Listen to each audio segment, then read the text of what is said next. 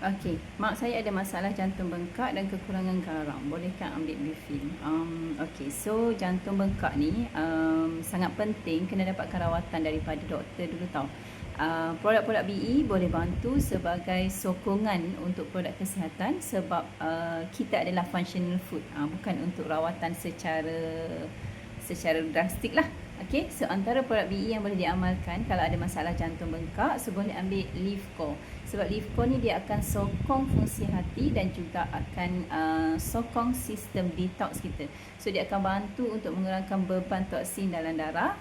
Jadi jantung juga boleh mengepam atau boleh bekerja dengan lebih detail lah sebab dia dibantu oleh Leaf Core. Yang kedua, boleh ambil Spirulina. Sebab Spirulina ni dia kaya dengan nutrien, lengkap untuk badan kita dan juga tinggi antioksidan. So dia akan bantu untuk turunkan tekanan darah dan beri tenaga secara semula jadi. Untuk jantung, dia boleh mengepam dengan lebih baik bila ada tekanan darah yang baik. And then Spirulina juga sebenarnya bagus untuk kekurangan garam.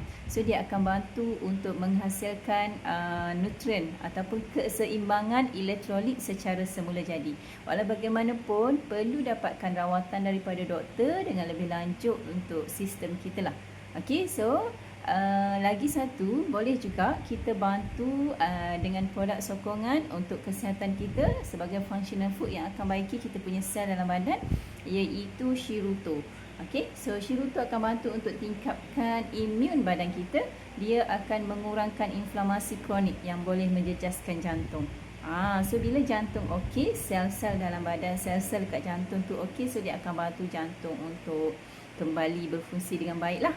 And then satu lagi boleh tambahkan juga dengan Next Bio. Next Bio ni dia jaga usus. Okay, so usus ni ada connection dengan kita punya otak sebenarnya. So usus ni kan otak yang kedua. So dia akan bantu untuk kawal kolesterol dan akan bantu juga untuk tekanan darah secara semula jadi. Secara automatik dia akan bantu jantung mengempam dengan baik. Okay, so apa-apa pun kita kena ingat, kena konsisten ambil selama 3 hingga 6 bulan. Sebab sel kita akan terbentuk ataupun diganti baru dalam tempoh 120 hari. Sebab tu kami suka untuk mencadangkan ambil package combo untuk rawatan.